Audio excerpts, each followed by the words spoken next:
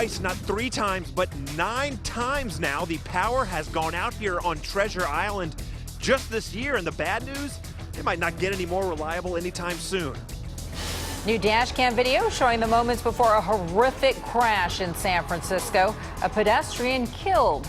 And now new calls for safer streets. Late word on how a standoff ends in the Oakland Hills. KPIX 5 News at 6 starts right now with what's become a new norm on Treasure Island. Power outages. Good evening, I'm Ken Bastida. I'm Veronica Dela Cruz in tonight for Elizabeth Cook. KPIX 5's Wilson Walker says the island's frequent power problems are becoming a way of life. Wilson? Yeah, here on Treasure Island, where the power went out briefly this morning, blamed on some mechanical failures here on the island, and this was not the first time. No, it's not. We've gotten kind of used to it. We're like preppers out here. You know, we have our lights and everything ready to go as soon as it goes out. This morning's outage lasted about 45 minutes, blamed on an equipment failure here on the island, and it was the 9th outage here this year. My understanding is like sometimes seagulls hit the transformers and knocks those out.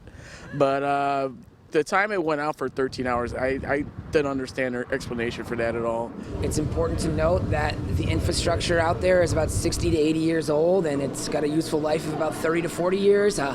The San Francisco Public Utilities Commission manages the power. The infrastructure is owned by the Treasure Island Development Company, and we're told that the outages are not the result of all the construction here, just the age of the equipment that powers the remaining homes and businesses. I can't even speak as somebody who lives out here. I can imagine how that would be so frustrating. But as somebody who runs a business out here, yeah, it's definitely a problem. So the power outage is just another part of life on this bizarre landscape, a jumble of abandoned buildings and areas that are under wholesale reconstruction.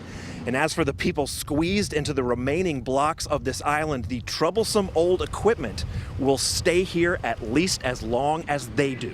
I wouldn't want to say they should be expecting this. I mean, obviously, we're trying to be as responsive as possible when these outages occur. We understand their frustrations, and we're working towards a better future for Treasure Island. But for right now, we're working with infrastructure that is just a little too old out there.